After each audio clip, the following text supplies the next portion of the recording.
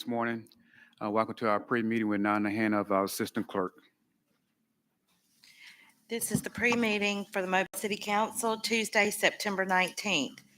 We have appeals for waivers of the noise ordinance on Virginia Street from 11 a.m. until 10 p.m., 57 North Claiborne Street from 3:30 p.m. until 7 p.m., 4 North Cedar Street from 7 p.m. until 10 p.m., 1644 Virginia Street from 11 a.m. until 10 p.m., and 2359 Clubhouse Road from 2 p.m. until 10 p.m. Are you good, Councilman Carroll? Yes. Okay, Madam Clerk. We have public hearings to declare the structures at 1853 Seal Street, 609 South Wilson Avenue, 601 St. Anthony, 557 St. Louis, 1056 Etta Avenue, 1705 Northview Drive, 1521 Plover Street, 922 South Hamilton Street, 2011 Height Street, and 7127 13th Street public nuisances, and order them demolished and to fix costs for demolition of the structures. Mr. Dogglebach? Okay. Well, I've got an update for one of the locations, 601 St. Anthony Street. I would like to move to table that. That's the 601 St. Louis I'd like to go forward with, because that particular building, the roof is collapsed. We have roof damage and exterior wall structural cracks. Well, they're going to be here at 10:30. Right now, he's going down to figure out what he needs to get a permit. And I'm not against, if he needs time for a permit, 60 days to hold it over for him to get a permit to begin repairs to the roof. Yes, that's the 557 St. Louis Street. Yes. Now, the 601 St. Anthony Street, I would like to table that. We've come into some information that we need to table this and go to a different venue. Okay. Anyone else? Okay. Madam Clerk. Presentation of petitions and other communications to the council. John Kilpatrick will provide an update on Veterans Recovery Resources. George Tate will speak about his concerns about the condition of the lake at Municipal Park. And let me, Ms. Gregory. I think Jen Green is here and you will be at the meeting, correct? Yeah. Jen can provide an update on what's going on at Langen Lake. While those of us in this bubble pretty much know what's going on at Langen, that we have a plan, we're moving forward. Dredging will begin probably by the end of the year. Not everybody in the city knows it. And so when they go out to the park, they see it and they say, oh my goodness, something needs to be done about the lake. Well, something is being done about the lake. A lot of times what happens is if it hasn't rained in a while, the lake gets kind of stagnant and the water's not moving, so it looks even worse. But Jen can provide all the information about where we are on the dredging. And if anybody's interested, we have the plan for Langen Park, very detailed plan that we're moving forward with. So appreciate that. Sabrina Mass will address city unrest and call for unity in the community. Carrie Williams, Christine Dallas, Alex Lofton, and Latanja Thompson will all speak about the death of Jawan Dallas and request the release of body cam footage concerning the death of Jawan Dallas. Beverly Cooper will address her concerns about the proposed fiscal year 24 budget, post-annexation updates, and developments. Estella Trotter will speak about the lack of communication from the city regarding future actions to demolish Thomas James and R.B. Taylor Public Housing. Jennifer Irby will address her concerns about dilapidated and abandoned homes and lots in District 2. Reverend Tani Allgood will speak about concerns for the need for transparency and the conduct of Mobile Police Department. Resolutions held over. 01-1014, authorize agreement with Alabama Export Railroad for Michigan Avenue Crossing Railroad Agreement. 08-1015, approved purchase order to Stivers Ford Lincoln for 49 Ford F-150 pickup trucks for MPD. 08-1016, approve purchase order to Sansum Equipment for a garbage truck. 08-1017, approve purchase order to Donahue Chevrolet for 18 Chevrolet Tahoes for Mobile Fire and Rescue Department. 08-1018, approve purchase order to Donahue Chevrolet for 32 Chevrolet Tahoes for MPD. 08-1019, approve purchase order to Primary Arms for 17 semi-automatic rifles for MPD. 08-1020, approve purchase order to Cowan Equipment Company for 2 excavators. 21-1021, authorized contract with WHC AL doing business as Z-Trip for parking shuttle service at the cruise terminal. 21-1022, authorized contract with Securitas Security Services USA for unarmed security guard security services at the cruise terminal.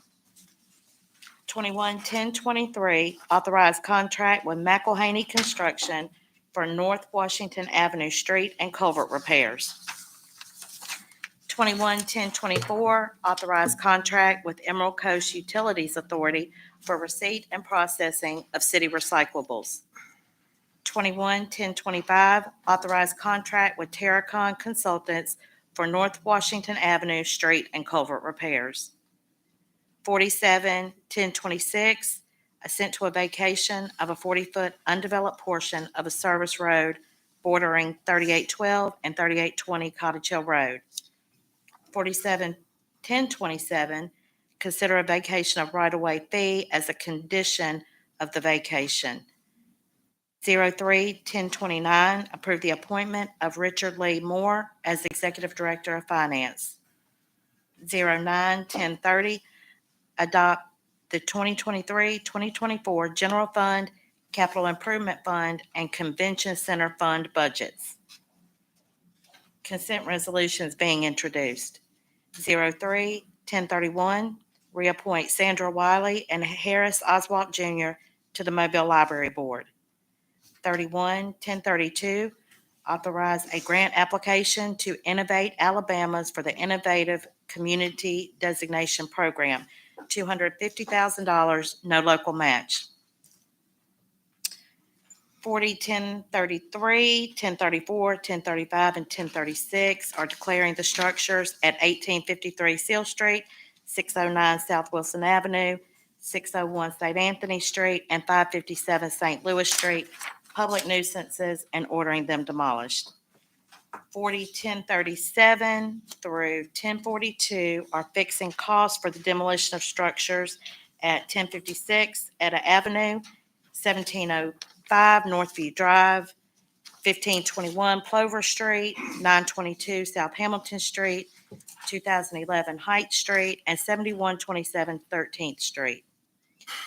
58-1043, authorize removal of weeds, group 1645. 58-1044, 1045, and 1046 are assessing costs for removal of weeds, repeat weed lien groups 62, 63, and 64. 60-1047 and 1048 are approving awards of special bonus to the firefighter of the month and the officer of the month.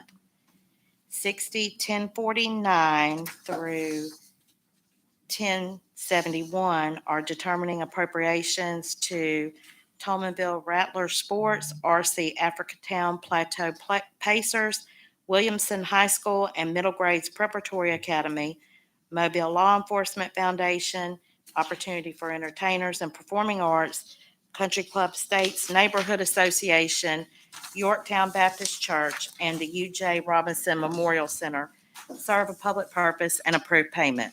Mr. President, Yeah, Ms. you can Reynolds. tell we're coming to the end of a fiscal year with the allocations, but is this the meeting or agenda we should have the rollover of unused discretionary funds to the capital account? Should that resolution be on this agenda, or do we Next have week. time to do it next week? Next week. Okay. I believe that we should have everything in by tomorrow. Thank you. Madam Clerk. CIP resolutions being introduced. 21-1055, authorized contract with R.J. Smith Mechanical Consultant for HVAC upgrades at Spring Hill, Hillsdale, Harmon, and Hope Community and Recreation Centers. $34,520 combined. Resolutions being introduced. 08-1056, approved purchase order to Tablet Command Incorporated for incident management software for mobile fire and rescue, $32,500. 08-1057, approved purchase order to Mobile Bay Harley Davidson for 6 police package motorcycles, $215,983.26. 08-1058, approved purchase order to SHI International Corporation for annual renewal of citizen engagement software, $51,275.99. 08-1059, approved purchase order to Greenview Solutions for tree trimming, removal, and stump grinding, $80,499.50. 08-1060, approved purchase order to Asplund Tree Expert for tree trimming, stump grinding, and removal, $97,765. 08-1061, approved purchase order to Asplund Tree Expert for tree trimming, stump grinding, and removal, $259,194. Are these separate from the contracts that we have for the tree care right now? I think the guy's name is Chris. They are. So these are all quarter limiting up contracts. So the Chris Francis contract is focusing specifically on. The Chris Francis contract is focusing specifically on 311 resident service requests and taking care of that and hazardous tree removal. This is going to be focused on the certain corridors to make sure that they're limbed up to an appropriate height, that they're not going to go and hit vehicles, as well as limbing up the trees so that you can see businesses and they just have a good appearance for the businesses. Deadwood removal, all that kind of good stuff. And then if there's a tree that they'll remove it if it's I meant deadwood inside the limbs. Don't. Oh. Let's not say tree removal right now. That's kind of a touchy subject in our world. Being that we're a tree city, but I appreciate it. I just wanted to know if they're separate. And if you would, and you get a chance, ask the guys to be kind of gentle with the trees at where the power lines go through. Sometimes we. So we can't really mess with the power line. If it's a tree that you have power lines going through, Alabama Power would have to trim it away from the tree before we mess with it.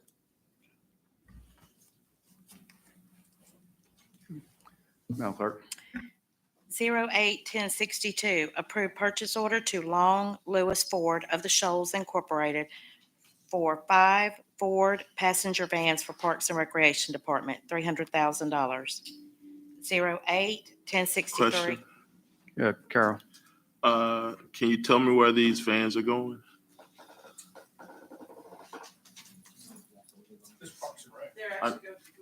No, which parks? There was some specific requests for the last year, so I just want to know where they're going. Yeah, the ones I think you're referring to is the 1063 one, for the senior centers. Yeah. Those will be, I don't know the exact locations, but we're getting 2 of those, and they're going to replace the ones that we currently have. And that's the one that can't lift the wheelchair? Correct. No. The ones we're on right now cannot do a wheelchair, but the second one, the 1063, the second one that's on the agenda, that will be able to do wheelchair accessibility. So that'll correct the problem. Correct. I just need to know where, if you can, please. I'll send you the list. Okay. 08-1063, approved purchase order to Model 1 commercial vehicles doing business as Creative Bus Sales for passenger bus with wheelchair lift for Parks and Recreation, $129,207.02. 21-1064, authorized contract with JAG ET doing business as Wetland Resources Environmental Consulting for invasive species control at Brookley by the Bay, $22,500. 21-1065, authorized contract with Complete Demolition Services for demolition of structure at 4400 Government Boulevard. Mr. President, Mr. Reynolds. if y'all will indulge me, I would like to try to take this one up by consent today. It's only $51,000. We've had public hearings on the matter. So if we can, I'd like to take it by consent. And also change that sponsorship to Reynolds. Oh, yeah, that's.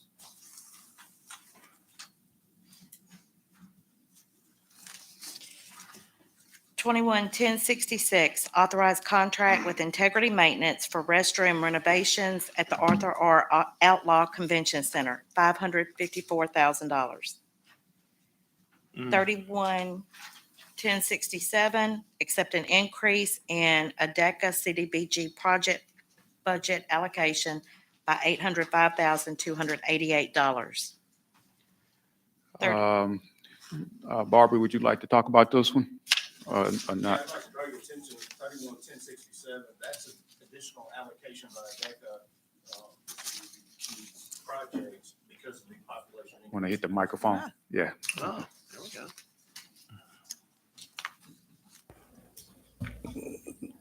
$31,1067. That's an allocation increase of the DECA funding to the city of Mobile because of the population increase due to annexation.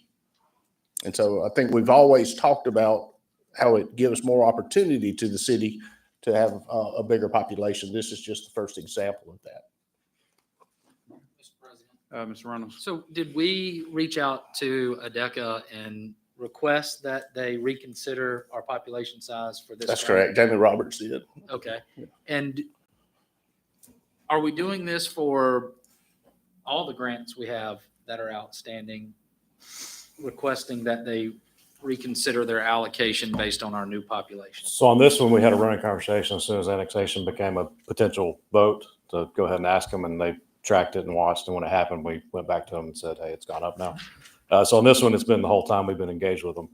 On the other ones, state statute, we're looking at something on that, but it under state law, there's certain timelines associated when the population gets triggered.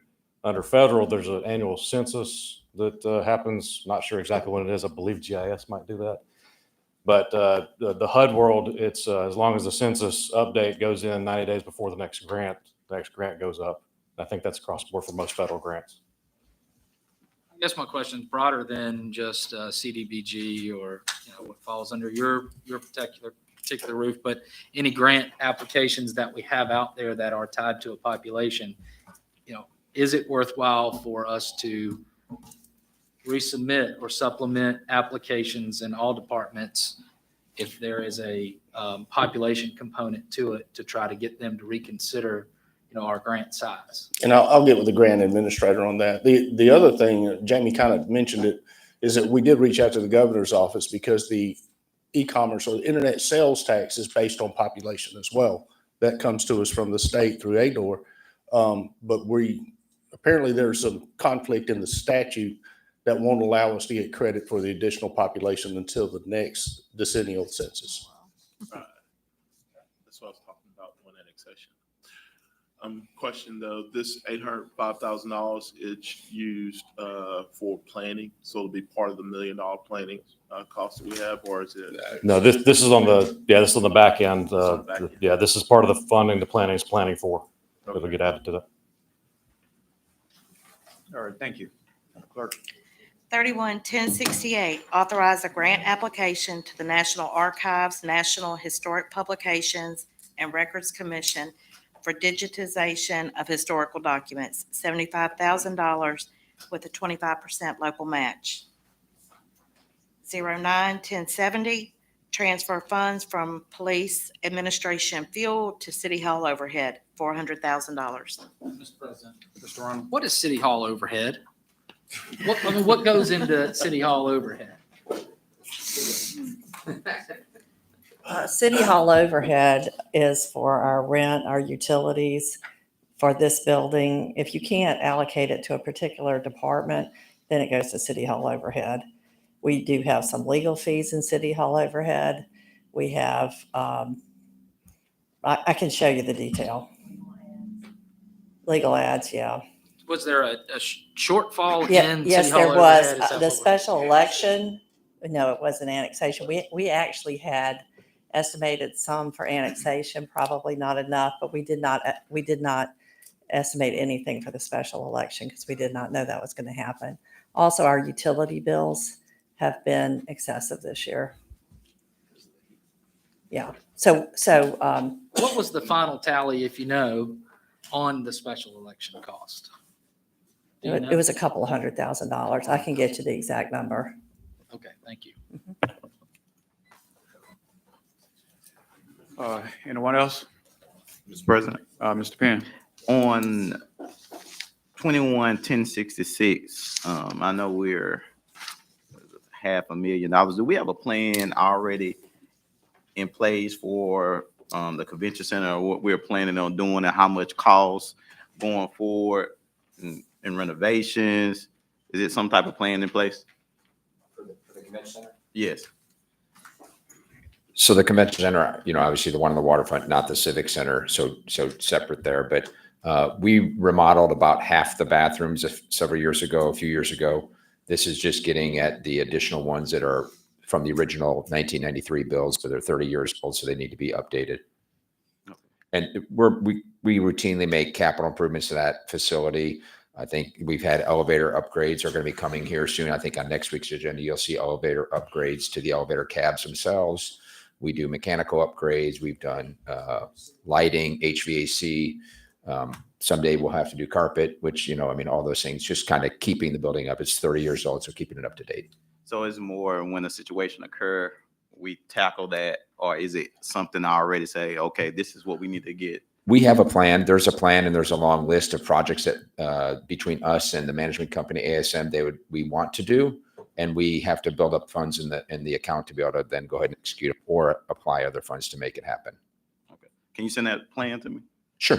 Okay. Yeah. Thank you. Another big one is going to be the repainting of the facility. So we pressure washed it this year. Probably next year we'll hope to get a repainting of all the white elements on that building as well. We put a new roof on 2 years ago, I think, about $1 million on the new roof. So, it takes a lot to keep that thing up to snuff. But it's been a good building overall. But the funding comes from the civic center, correct, out of their budget, correct?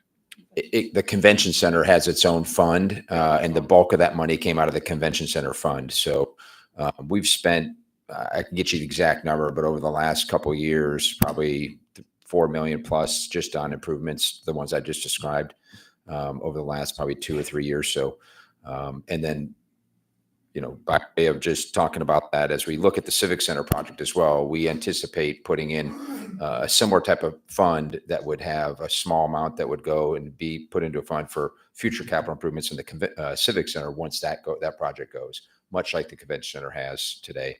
Civic Center did not have one when it was built in the 60s. Thank you. Yes. So, Yeah, some. no, sir. Okay. Anyone else? Anything from the administration? Okay. We'll see each other at 10:30. Just so you know, the special election. Did you,